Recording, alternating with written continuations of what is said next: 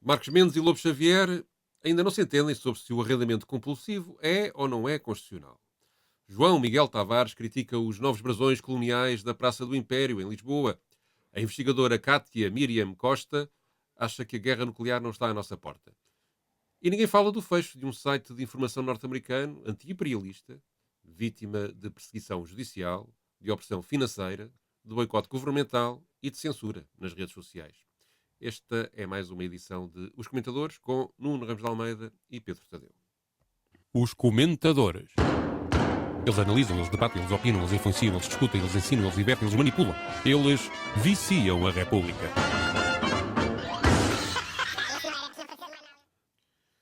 Ora, cá estamos para mais uma edição de Comentadores. O tema da habitação, depois da apresentação do programa, de um projeto de programa do Governo na semana passada, dominou grande parte do debate da política nacional e deu direito até a acusações por parte do líder do PSD de comunismo em relação a António Costa e uma grande indignação por parte de comentadores do lado da direita, muitos deles dizendo que aquilo que estava em cima da mesa, nomeadamente na questão do arrendamento compulsivo, é inconstitucional. Mas afinal, eles não se entendem completamente sobre isto e é sobre essa contradição para abordar este assunto, que vamos começar esta conversa com um clipe que junta declarações de Marcos Mendes e Lobo Xavier. Isto é um disparate em primeiro lugar, porque evidentemente no plano dos princípios assusta as pessoas. Aqueles que são proprietários de casa. Sim. Não é o meu caso, não tenho casas aí para arrendar. Agora, assusta as pessoas porque muito boa gente, e com razão, considera isto e é um ataque à propriedade privada. A intenção pode não ser essa, mas o resultado final no plano dos princípios é esse. E Portugal é um país de pequenos e médios proprietários, a começar pelos imigrantes. Claro que isto pode não se aplicar aos imigrantes, mas enquanto não for esclarecido, cabem todos lá dentro. Segundo, isto do ponto de vista constitucional tem as maiores das dúvidas. Claro. O Presidente da República provavelmente já deu esse sinal, vai enviar ao Tribunal Constitucional e o Tribunal Constitucional provavelmente vai chumbar. Portanto, serve para quê? Zero.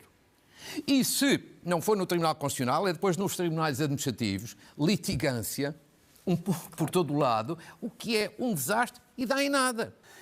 E eu vejo realmente essa discussão sobre se é inconstitucional ou não é inconstitucional. Se é inconstitucional, o quê?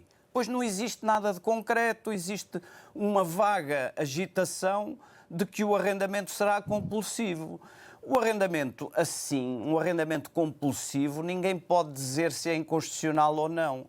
Temos de ver em concreto o que é que isto significa. Se alguém que tem várias casas é desapossado delas violentamente e é obrigado a arrendá-las, mesmo que tenha para elas outro destino, e são todas as que têm devolutas ou é só uma parte? E é há quanto tempo? Alguém que comprou casas para esperar a melhor altura para as vender também está obrigado a arrendar? Não sabemos nada. E, portanto, teoricamente, hipoteticamente, será um ataque à propriedade privada, mas em concreto não sabemos. E será também um ataque à iniciativa, ao princípio da livre iniciativa, mas não sabemos. Quer dizer, eu não me concentraria aí. Nuno, achas que este debate está aí na direção correta? Este tema do constitucional ou não constitucional em relação ao arrendamento compulsivo, ou à hipótese de arrendamento compulsivo, porque tudo isto ainda está em estudo, não acaba por distorcer o sentido das coisas e das medidas que estavam a ser tomadas ou que se pretendem ser tomadas? Eu vou fazer aquele truque que é, vou responder à sua pergunta, Mas, mas primeiro antes- vou dizer não sei o quê. O que eu acho extraordinário neste debate é que parece que o grande problema que nós temos em Portugal é um problema com a perseguição de faca na boca aos proprietários.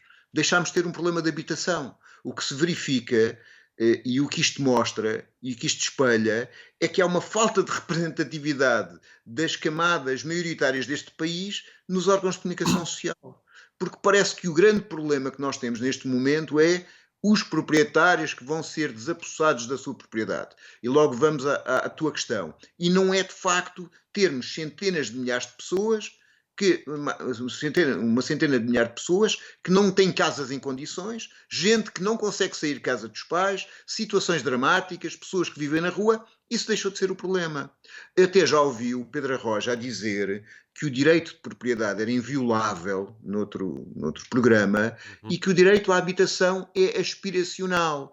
como se alguém tiver 100 casas, estiver a especular em fundos financeiros e a comprar e vender sem as utilizar, não é problema nenhum, porque há um direito de propriedade, e haver gente ao lado a viver na rua é uma questão aspiracional. Esta, para mim, parece a questão. Depois há aqui uma grande confusão. É que não há. A medida do governo não sabe o que vai ser, não se percebe ainda, mas há medidas semelhantes, ou pelo menos com esta intenção, na Dinamarca e na Irlanda e noutros países E na Holanda, conhecidos salvo pelo erro. seu.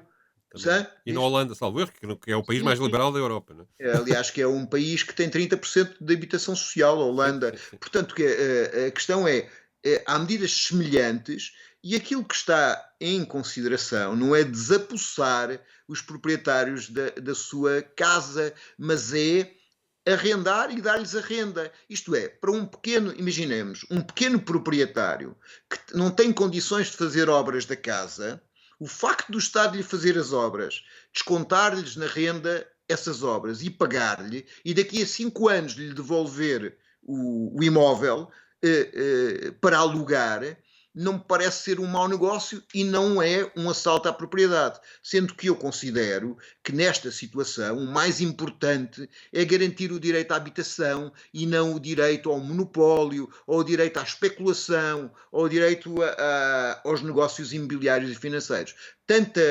Esta inversão do debate, e por aqui me fico, não tem a ver com a questão da habitação.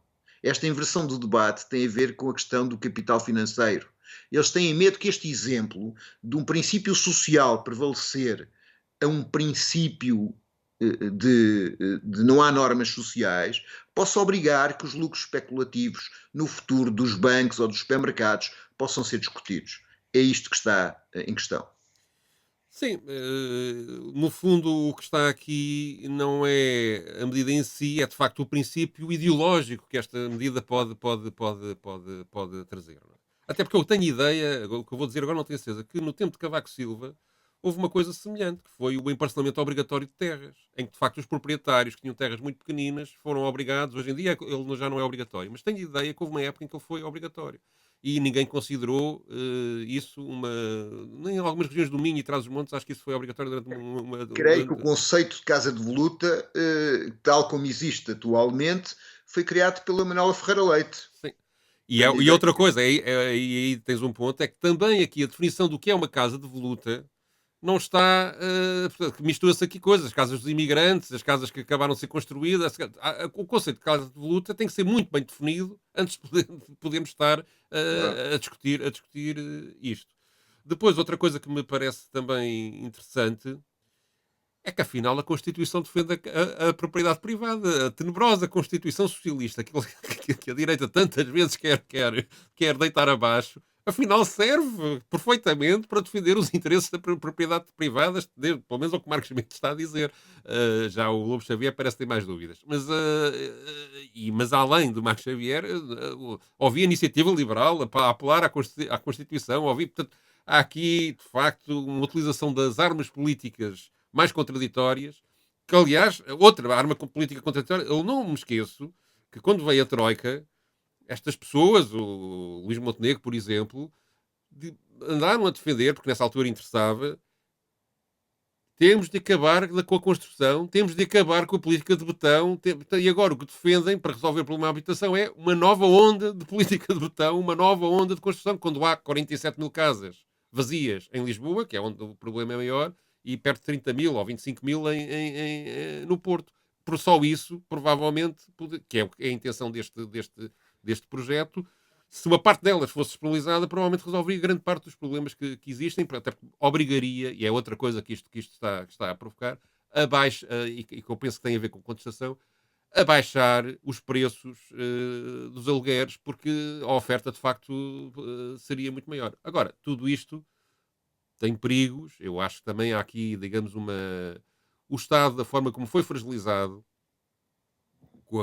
ainda antes de vir para aqui, fui ver qual é a entidade do Estado que poderia gerir este processo e acompanhar que é o Instituto da Habitação e do Recuperação Urbana. Creio que é assim que se chama. Miru. Sim, tem 180 pessoas. imagina o que é, Cíntia, que a maior parte delas já tem trabalho adjudicado pelas múltiplas tarefas, até do ponto de vista legislativo, jurídico, de acompanhamento de uma série de financiamentos, etc., tem que fazer. Se isto é entregue a este organismo, como é que este organismo vai ter capacidade de resposta, por exemplo, para gerir 50 mil casas? De repente, não Mas é? o problema não está muito esclarecido, até porque há uma parte que eles dizem que a verba é entregue às autarquias para fazer isso. Pois, Portanto, por não se outro sabe lado, se são as autarquias a fazer. Portanto, o Lobo Xavier tem razão quando diz que a medida é muito uma intenção, ainda não se sabe, não está no texto. Portanto, para ver. Mas o que tu dizes tem muita razão de ser. E portanto isto pode ser um projeto que até é uma boa ideia, mas a sua aplicação tem que ser muito bem estudada e muito bem pensada, porque senão mata-se uma boa ideia e sobretudo, as pessoas que precisam de resolver o seu problema não o conseguem fazer. Mas enfim, este Deixa-me debate... só dizer uma coisa, deixa dizer uma Sim. coisa. Há um diálogo subjacente a estes comentários, que é que o problema da habitação em Portugal é um problema na oferta. Exato. Quando nós temos o maior índice de construção da maioria dos países da Europa.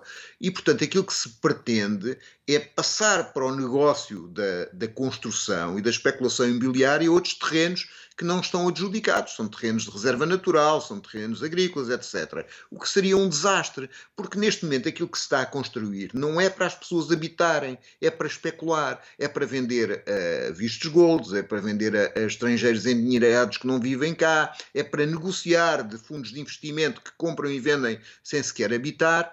E dá até que um dos representantes dos proprietários foi à televisão dizer, salvo erro ao Expresso na meia-noite, uma coisa fantástica, que ele adorava construir para pessoas mais pobres, mas só consegue construir para pessoas mais ricas. A questão está aí, isto é, a construção está voltada para o sítio onde dá o maior lucro. Tem que haver aí um papel que não seja sempre o Estado a subsidiar os privados, mas haver regras nessa construção e regras na recuperação de casas, sem o qual não se vai resolver o problema. O problema está na distribuição, isto é, na regulamentação desse negócio e não do Estado andar a pagar ainda mais aos privados os seus lucros bastante expressivos.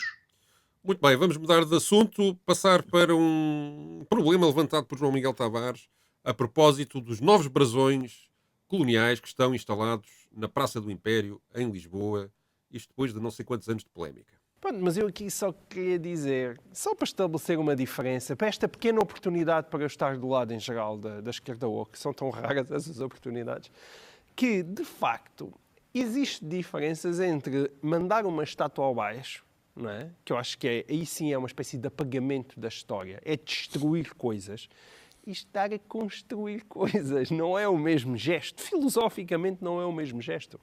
E, portanto, da mesma maneira que eu acho mal estar-se a remover estátuas do passado, porque parece que descobriu-se uma linha do currículo de um senhor qualquer que foi absolutamente brilhante na história da humanidade, mas houve ali, este tinha um escravo, que chato, este tinha umas opiniões fuleiras sobre o Império.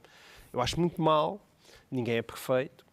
Mas, ao mesmo tempo, esta coisa de manter que querem continuar a chamar Praça do Império. Agora, andar a colocar os brasões das antigas províncias ultramarinas em 2023 no chão da Praça do Império, construir coisas que não estavam lá, já me parece um bocado fulano. É o quê? Celebração do passado colonial? A lógica daquilo é, aquilo chama-se a Praça do Império, então vamos lá colocar os brasões, até porque houve gente que gostava de lá os ter, mas o gesto para mim é significativo, mas o país já sabe que não tem uma grande tradição filosófica e nota-se.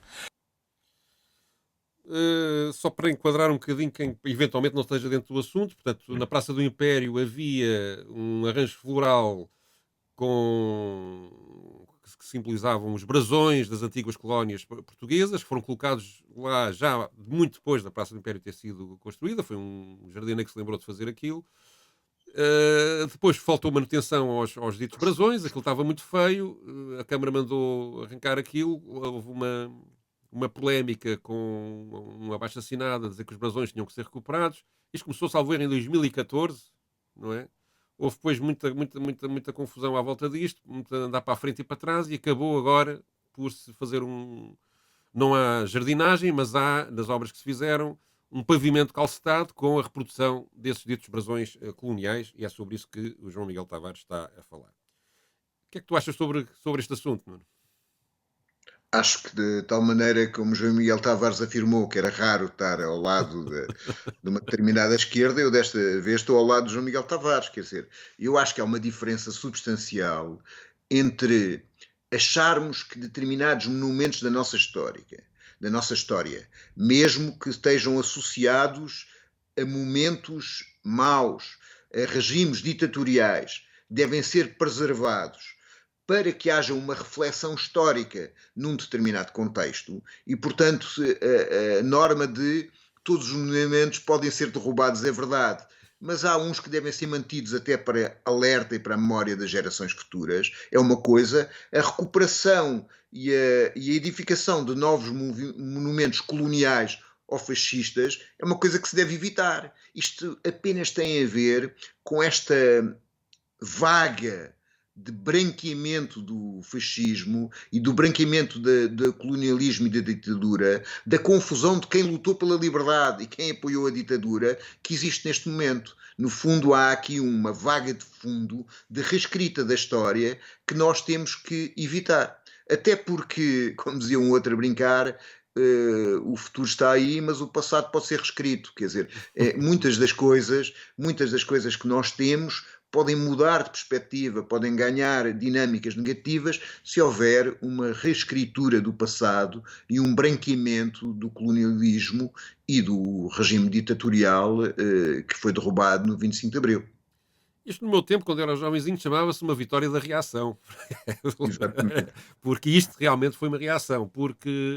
E tem a ver com estes movimentos ocos e os exageros, de facto, do lado desses movimentos, que provocam depois uma reação, um contravapor, que depois obtém estas pequenas vitórias. E, de facto, aí também estou de acordo com o João Miguel Tavares. Há aqui um problema, até porque, digamos, quando se derruba a estátua de um esclavagista do século XVIII, está-se a contribuir para que daqui a 50 anos ninguém saiba que houve esclavagismo praticado por aquele senhor. E quando isto, ou seja, está-se de facto a apagar uma história que daqui a um tempo se esquece, e esquecer que houve escravos, esquecer que houve ditaduras, esquecer que houve repressão, esquecer que houve totalitarismos, esquecer que houve guerras, só vai fazer com que esse tipo de fenómenos possa renascer mais facilmente, porque as pessoas não os vão compreender. E isso tem a ver com o branqueamento que estás a falar hoje em dia, nomeadamente do fascismo português, que muito advém do facto de ele estar deliberadamente, parece-me, deliberadamente, posso estar aqui a ser injusto, a ser esquecido. Não é explicado nas escolas, é apresentado como uma coisa benévola, que teve ali, enfim, não era bem como a Itália e o nazismo hitleriano, era uma coisa mais macia, como se isso fizesse de facto uma fundamental diferença, a contabilização de mortes de um lado ou do outro. Quer dizer, o espírito e a metodologia e os objetivos eram muito semelhantes em muitos aspectos, e a organização do próprio Estado era quase tirada, nomeadamente em relação à Itália, tirada a papel químico. Portanto, há aqui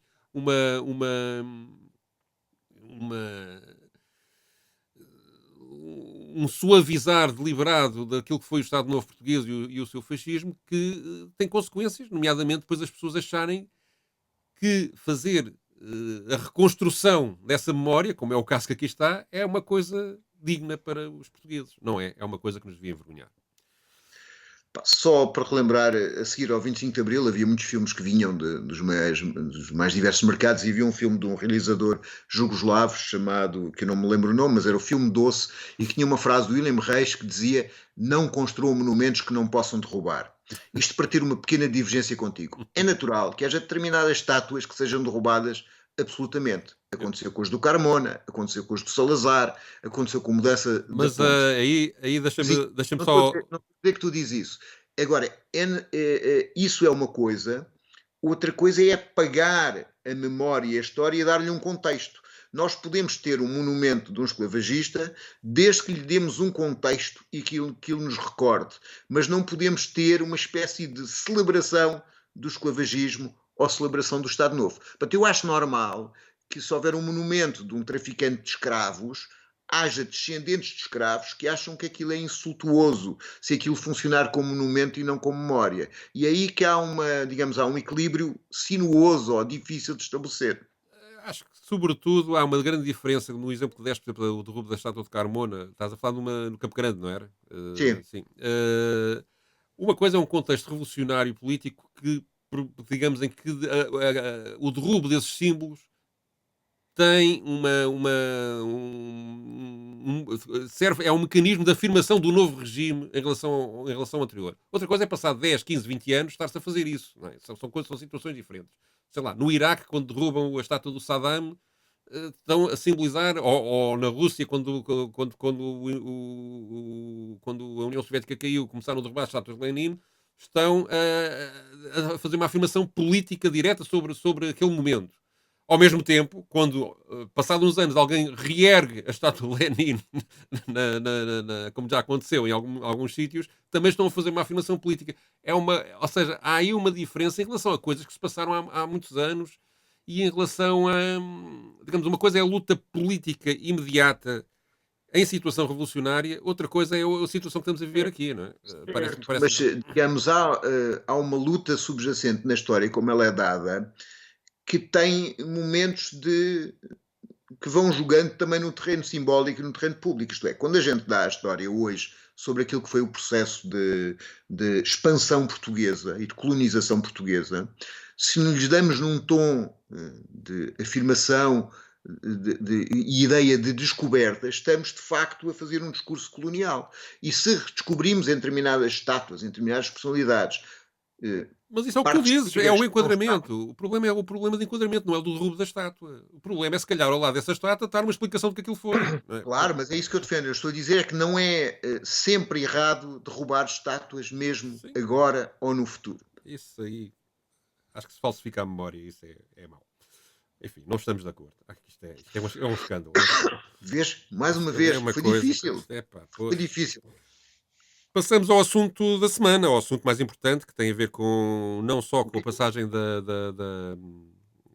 aniversário de um ano da invasão russa da Ucrânia, como também de uma declaração de Putin no dia 21, um discurso sobre o Estado da Nação Russa, em que ele anunciou que sairia do último tratado, ou que se suspendia, não é bem sairia, é preciso ser rigoroso, suspendia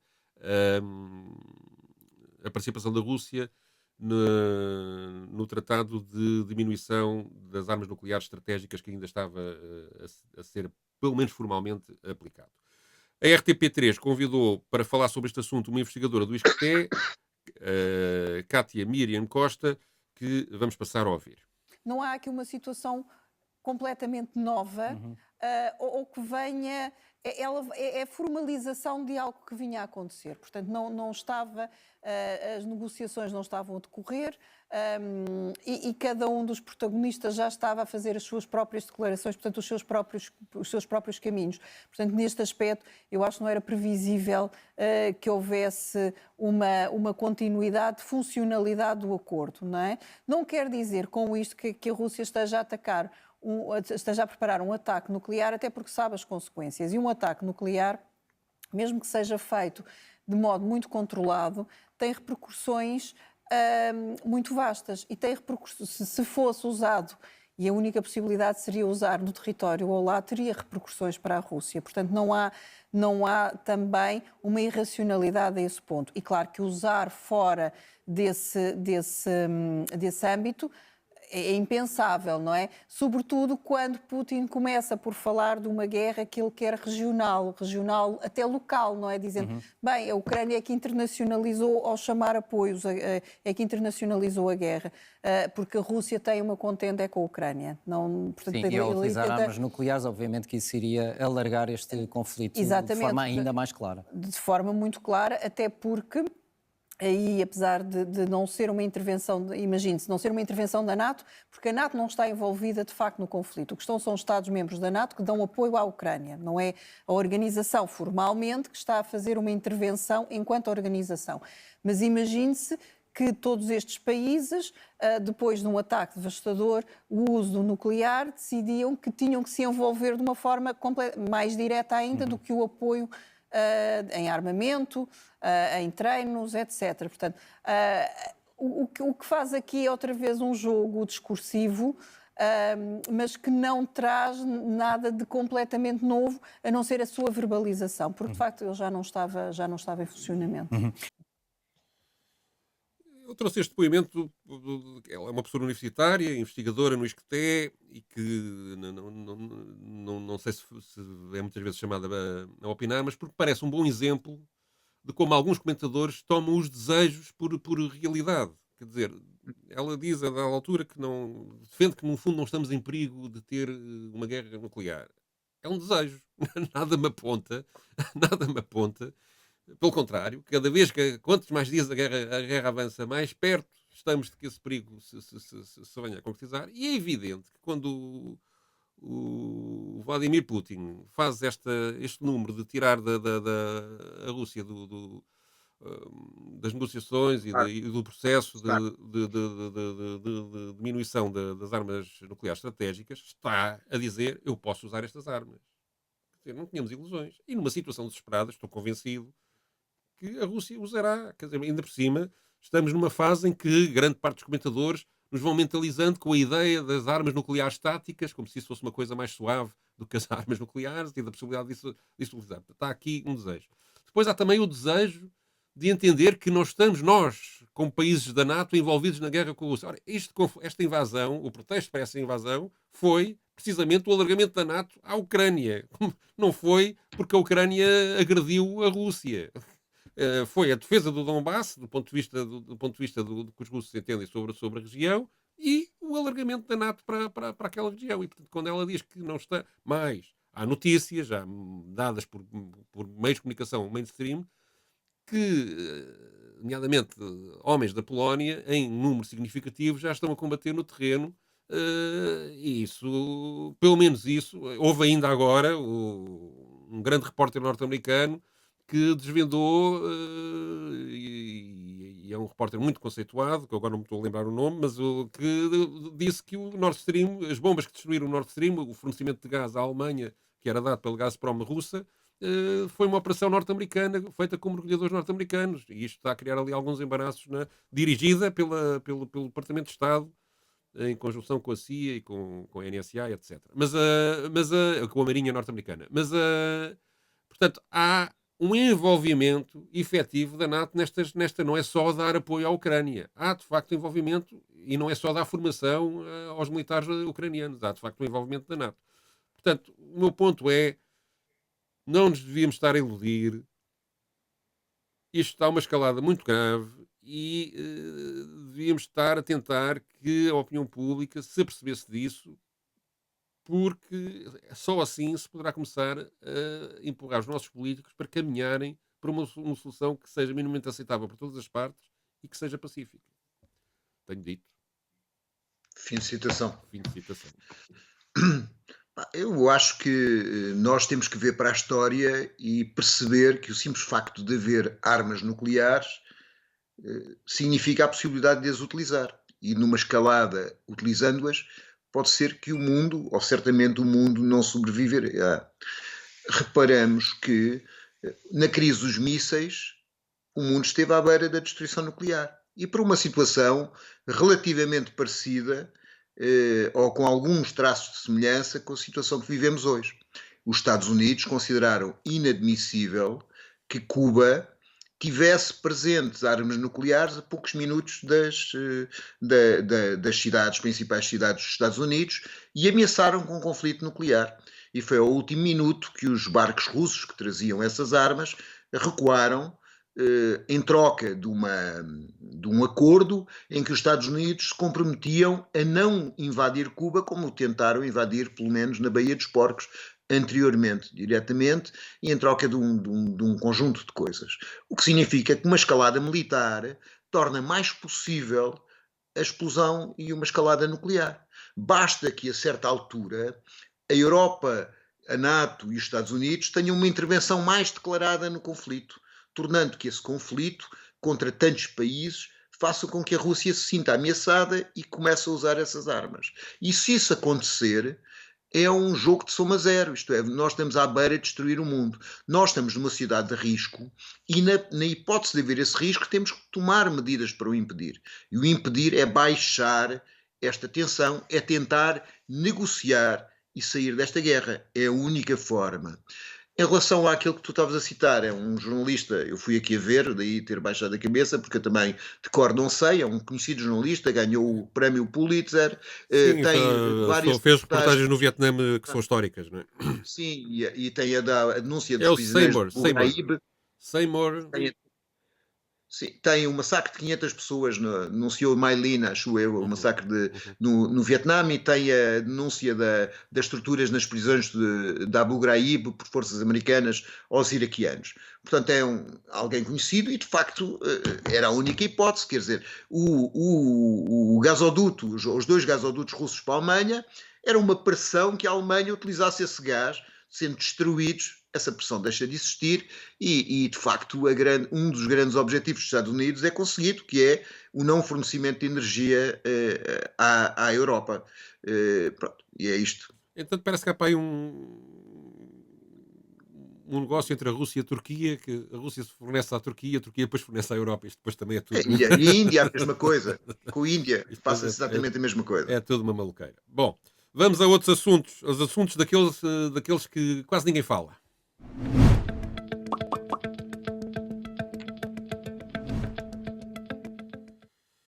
Ora, o tema que uma sugestão do Nuno que se traz aqui é o fecho de um site chamado Redfish, que anunciou no dia 22 de fevereiro passado que desistia de lutar contra a agressividade com que foi tratado por uma série de instituições. Eu vou passar aqui um bocadinho da imagem do site.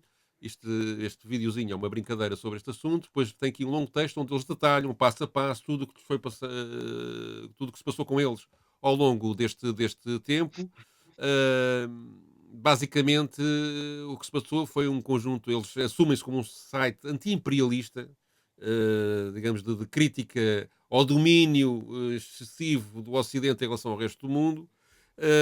É um site de esquerda, portanto, mas que tenta fazer documentários e informação sustentada e rigorosa. Apostaram muito em vídeo.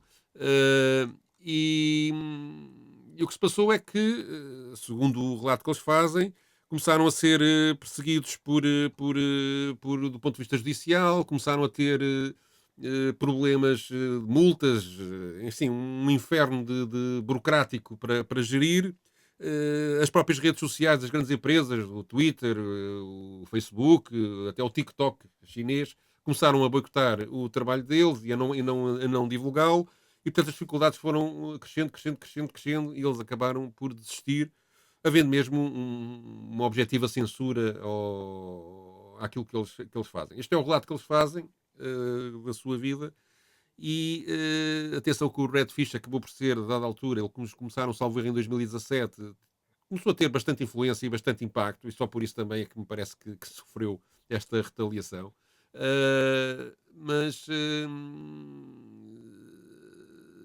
o que é extraordinário aqui é, digamos, o jornalismo mainstream vê fechar este site e não percebe que isto lhes pode suceder com eles. Aliás, eles têm aqui no site deles, na explicação que não terminam precisamente a falar daquela frase célebre de que primeiro começaram com os comunistas e depois foram por aí fora. Nuno, sobre isto, a sugestão foi tua, o teu comentário. Então, o meu comentário é que isto não é caso único, não é? Nós começámos por censurar alegremente os canais russos, achando que uma democracia se constrói pela anulação da opinião do contrário e com um critério muito fantasioso da ideia de não é propaganda, é da ideia de manipulação. Isto é, a minha opinião é estabelecida como manipulação por quem não concorda com ela. E acontece que, do ponto de vista, aliás, das instituições europeias, há um esforço continuado em proibir opiniões que sejam diferentes sobre a guerra e considerá-las criminosas. Quando, do meu ponto de vista, a diferença entre uma ditadura e a democracia é que, mesmo que a minha opinião seja fantasiosa, tem espaço para ser ouvida e são as pessoas que têm que a julgar. E nós temos este quadro geral que permite a prisão de um jornalista espanhol supostamente acusado de espionagem, de um jornalista do Público. Na Polónia há meses infindáveis. Deve estar a fazer um ano. Deve estar a fazer um ano. Vai fazer um ano, sem acusação. Não há nenhuma instituição de direitos, liberdades e garantias que se levante contra esta questão. Permite que sejam processadas pessoas que em países ocidentais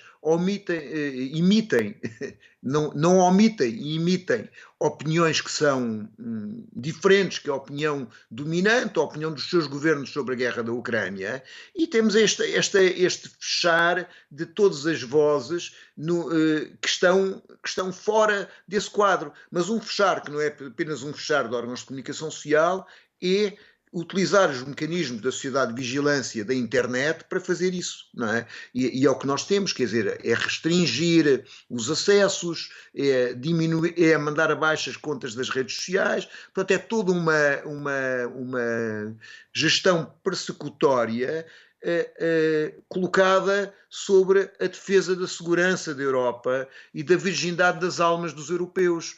E, portanto, esta questão é, nós estamos a ir paulatinamente a aceitar mecanismos ditatoriais dentro do quadro de uma democracia. E a situação que vamos ficar não é boa, porque os mecanismos ditatoriais criam ditaduras, não democracias. Descobri esta semana um exemplo disso que é também incrível. Que o Putin fez uma lista negra de artistas que são contra a Rússia, do ponto de vista dele. A Pussy Riot, por exemplo, estão lá, não é? São consideradas agentes estrangeiros, como a Zemfir, é outra artista que está simplesmente porque as canções delas são críticas em relação a tudo isto que se está a passar. A União Europeia, na lista de pessoas sancionadas pelo Conselho Europeu, portanto, uma coisa assinada, entre outros, pelo nosso Primeiro-Ministro António Costa, não é? Entre as pessoas que estão sancionadas das múltiplas vezes que já vão na 10ª lista de sanções, não é? Que fizeram, incluíram cantores russos que cantam a favor de Putin. E está lá escrito, preto no branco, esta sanção é porque ele canta a favor da invasão russa.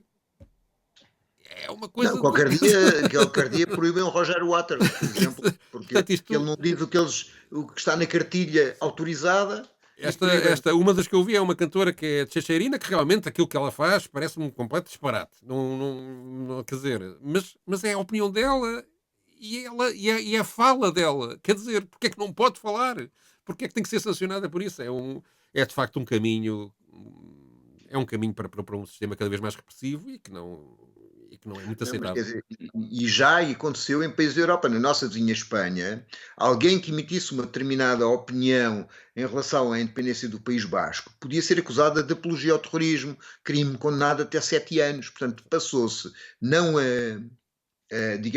a condenar atos terroristas, a condenar organizações terroristas, mas a simples expressão de uma opinião. Ora, uma opinião é muito diferente de um crime. O fazer a guerra pode ser errado, o defender se a Ucrânia deve ser A ou B é uma opinião. Enfim, e é com isto que encerramos esta emissão de Os Comentadores. Voltaremos para a semana com outros assuntos. Passem bem. Os Comentadores. Eles analisam, eles debatem, eles opinam, eles influenciam, eles discutem, eles ensinam, eles divertem, eles manipulam. Eles viciam a República.